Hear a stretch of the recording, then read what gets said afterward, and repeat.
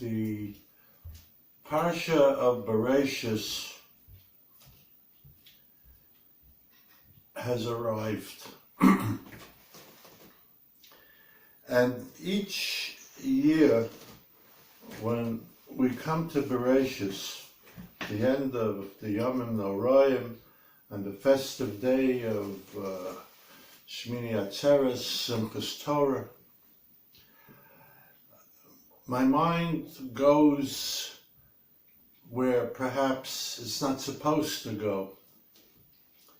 You see, the Torah begins with a base. So a lot of the Mefarshim, the commentators, ask, why not with an Aleph? Aleph is the foundation. Aleph is the first letter of the Holy Hebrew language. And they tell us that if you look at the base, there's a line on the top, there's a line on the side, there's another line on the bottom, and a little piece sticks out on the bottom on the right side. It's like a fence. It's a gather. It comes to tell us that the human mind can only go so high up into the heavens to understand what's happening over there. So far back into history, we have that the earth is 5,700 something years, and we have estimates 50 million years. I mean, some of the Mefarshim even tell us we don't know how to conceptualize time back then, because it took time, for there to be a 24-hour cycle. And it goes so far to the bottom. In other words, our intellect is fenced. It's circumscribed. And what always comes to my mind, which is perhaps normal, but it may also be a waste of time, is, okay, God, in the beginning, God made the world. Okay. And then your mind goes, or at least my mind goes, and starts to wander, well, how does it begin? I mean, I'm a human being. I have to know a beginning. I have to know a middle. I have to know an end. Who is God? That's an impossible question, and it's an impossible answer. That's why there's a bet. The bet says keep out. Don't go there. There's a God. You don't see him, but you can feel him. It takes time to know him.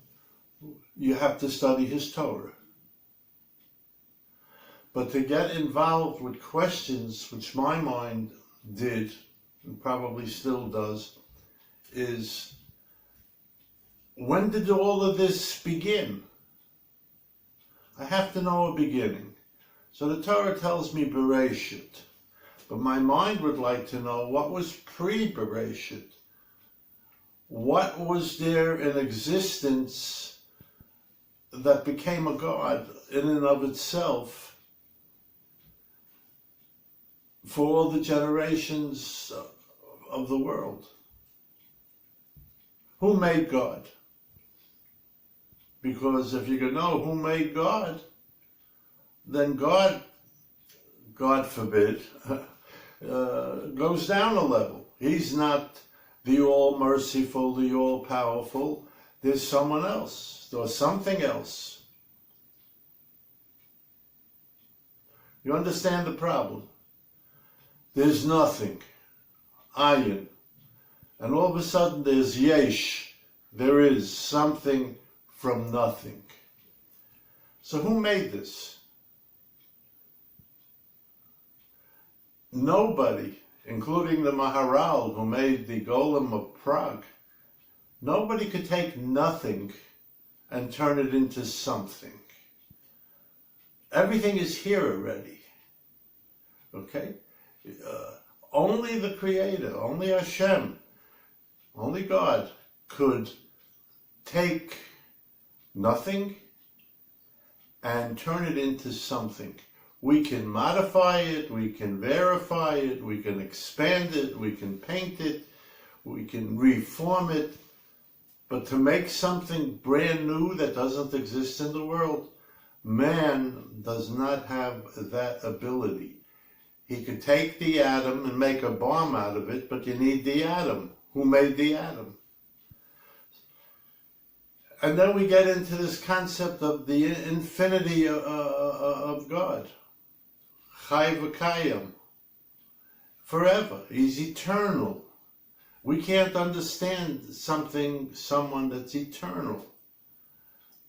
Our world that we live in is a physical world. Things are born, things are born, things die. People are born, people die. God is infinite. What does infinite mean? We go and we go and we go and we go and we go and we go. There's no end. There's no end. Hashamayim, there's no end. We are used to a frame, top and a bottom. We are used to an end, a beginning of a book, an end of a book, a beginning of a sefer, the end of a sefer. And then your mind, my mind, starts to wander all over. How is all this possible? And the answer is the bet in Bereshis. The answer is, Naftali, don't come here. No trespassing. You cannot go beyond the perimeter of the bet. It's not for your mind. It's not for your intellect. That's why I'm God. That's a very difficult concept for many people, myself included. I'm wrestling with it for many years. Parshat Bereshis, the first parsha of the Torah. And the first message in the Torah is Bet, not Aleph. You cannot go back to the beginning. You can never know who I am. You could never understand me. So, Dibra Torah B'Lashon B'nei Adam. The Torah spoke in the language that people could understand. God spoke. Is it speaking like I'm speaking to you? Some of Farshim say that God sends a message into the brain. It's like a direct email into the brain, and then Moshe spoke. We don't know what it means that God spoke. Did he inspire? Was it in the heart? Was it an email? We don't know. We don't know. And we just have to accept it, which is very difficult. So if you go to yeshiva from the first grade on, it's a slow building process. And by the time you're in the yeshiva ketana, the elementary school, the knowledge, the faith, and the understanding begins to build up. I went to a yeshiva, a day school called High in Far Rockaway, New York. And began the first grade. It was on the top floor, third floor, building A. And every time I came out of the classroom, and it's been there for years, was a huge painting of Moshe Rabbeinu coming down the mountain with the Luchot, the 2 tablets, the 10 commandments. And that was awe-inspiring. And I used to look at it every day, and I said, wow, that's Moshe Rabbeinu. We cannot make a picture of God. we could try to paint a representation of what we think Moshe Rabbeinu may have looked like. And it helps us understand and feel things. But you can't do it with God. God is in the mind. He develops in your mind. He develops in your heart. So the bet comes to tell us this. And everything else doesn't matter. Because if you believe in God, and you believe He tells you in the Torah, you can't understand me. Lo derachai darcheichem. My ways are not your ways. Then you either accept it, or you go the other way and reject it. Chas v'shalom. So we used to get into these conversations in yeshiva, and there was one Rebbe who said to us, "What's the point? Perhaps we're not even supposed to tread here. We start from bet, and we end at tough. We end at the last letter of the alphabet, which is also, a tough is also enclosed. It's a fence, but going the other way. It's an upside down U. It's perimeters. You can't parameters. You cannot go into that area of knowledge. And those who venture into that area and try to describe to you what is in that area and when it started, I think it's an exercise in futility. We have to understand that inbuilt in the human psyche, existence, nature, whatever word you want to call it, is limitations. It's limitation. When I came to Israel on Aliyah,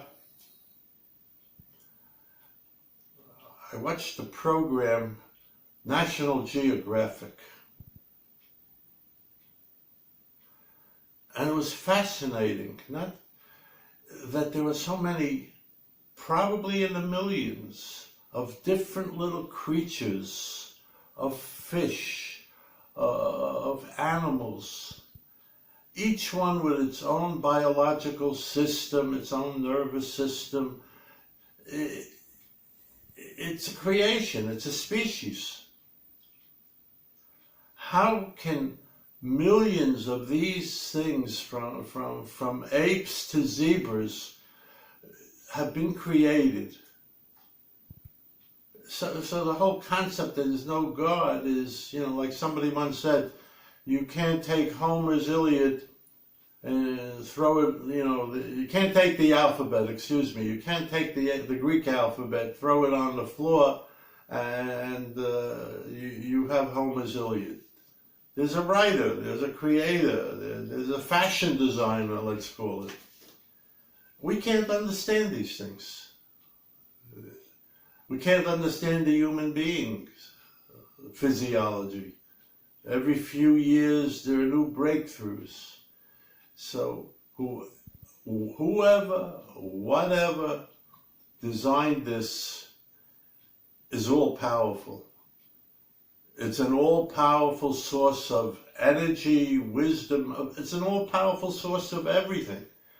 Again, the concept of everything we cannot understand. We're not supposed to understand it. As the Rebbe once said, when we started these schmoozes, he said, you know what?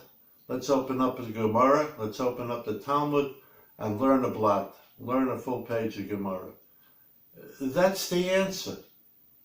That's the answer. And what you're learning, you begin to see and understand a little bit. And even if you study 100 years, you only understand a little bit. But you're supposed to study. You're supposed to learn. You're not supposed to understand the whole thing. So, Bereshis comes to tell you that there's another concept that begins with an aleph. This one begins with an aleph, Emunah, belief. In fact, if I may backtrack for a moment, the first three words of the Torah, Bereshis bara Elokim, Bet, Aleph, Bava. So this Rebbe, sort of tongue-in-cheek, said to us, that's the answer. Bava Metzia, Bava Kama, Bava Basra, the three tractates of the Talmud, or the beginners' tractates. So now that we've ended the Yomim Noraim, we have to take the spark of energy that we received during this period. We didn't see God, but we felt Him. Our hearts, our neshamas, we felt the holiness. We felt the awe of Rosh Hashanah, of the sound of the shofar, of Yom Kippur. I'm always touched by Mare Kohen, the appearance of the Kohen Gadol, the high priest, doing the Yom Kippur service. It's amazing, but that's for another shmooze. What we're looking at is the beginning, Bereshis. The beginning is Bava. Study the Talmud, study the Torah. You will begin to understand things that you can understand or are supposed to understand, and you'll begin to understand that there are things you can never understand.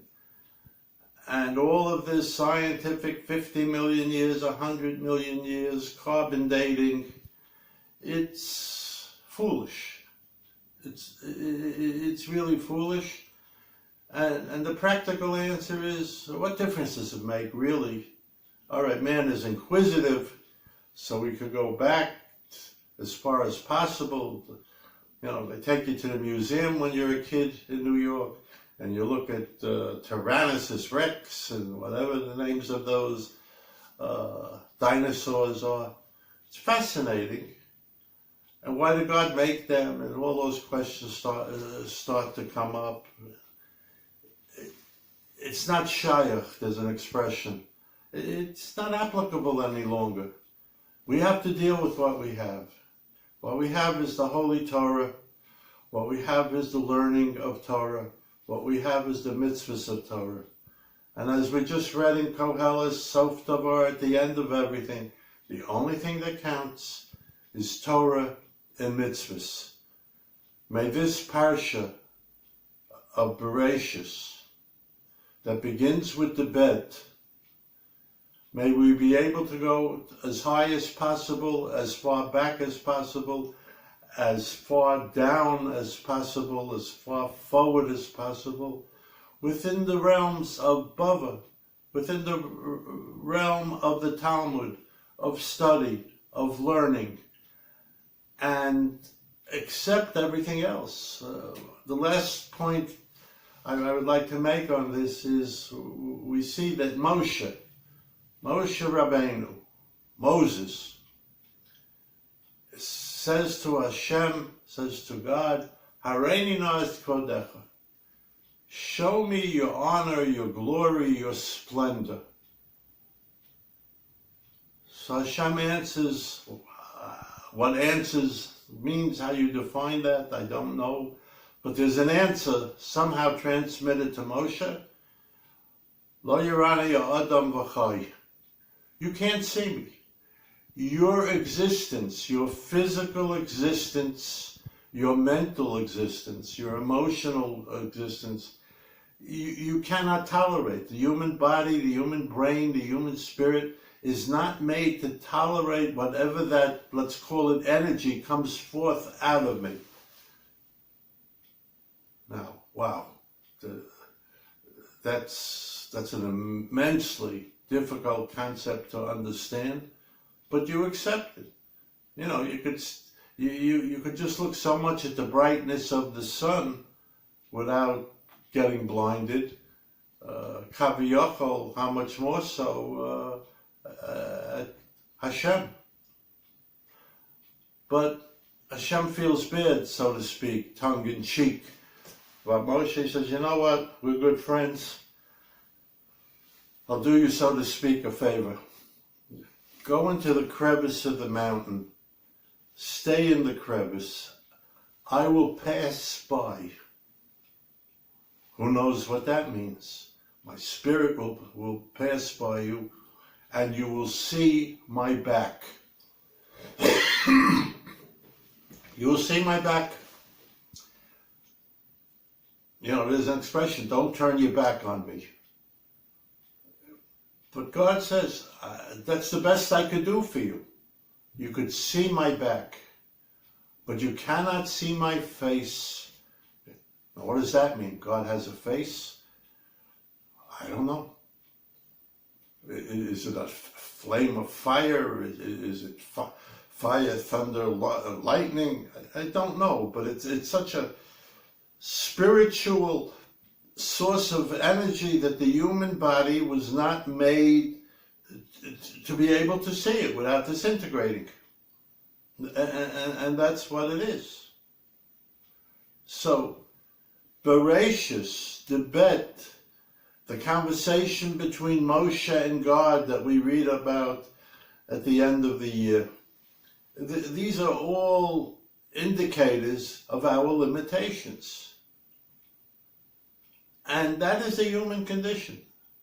And those who stray beyond that, those who go into the cave and learn for 20 years and then come out, you come out meshuggah. You cannot dwell in this area. You have to dwell in Bereshis bara Elokim.